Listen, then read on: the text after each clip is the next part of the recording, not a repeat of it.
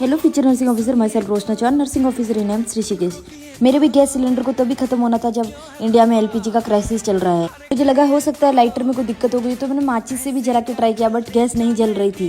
फिर मैंने किया सिलेंडर वाले को कॉल, पर उन अंकल ने भी सिलेंडर देने से मना कर दिया। तो अब इसी टेंशन में कि कैसे जुगाड़ किया जाए, मैं अपना डेली रूटीन करके तैयार होके निकल जाती हूँ एम्स की तरफ।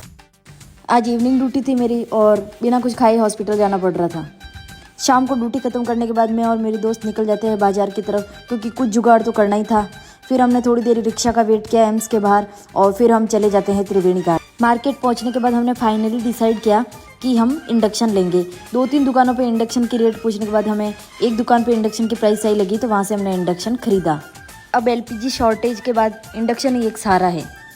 इंडक्शन लेने के बाद अब उसके लिए तवा वगैरह कुछ बर्तन लेने थे, वो लेने के लिए हम दूसरी शॉप पे पहुंच जाते हैं। फिर वहाँ से हमने इंडक्शन के लिए नॉन स्टिक तवा खरीदा। रात को 10 बजे थक कर मैं पहुंचती हूँ घर, ढेर सारी सब्जियां, सामान और फ्रूट्स खरीद के। फिर हमने इंडक्शन के लिए जगह फिक्स करी और उसकी पूजा करी कि एलपीजी ने तो साथ छोड़ दिया, कम से कम तू साथ मत छोड़। इंडक्शन की शुरुआत हमने कुछ मीठा बना के की, वो थी चाय।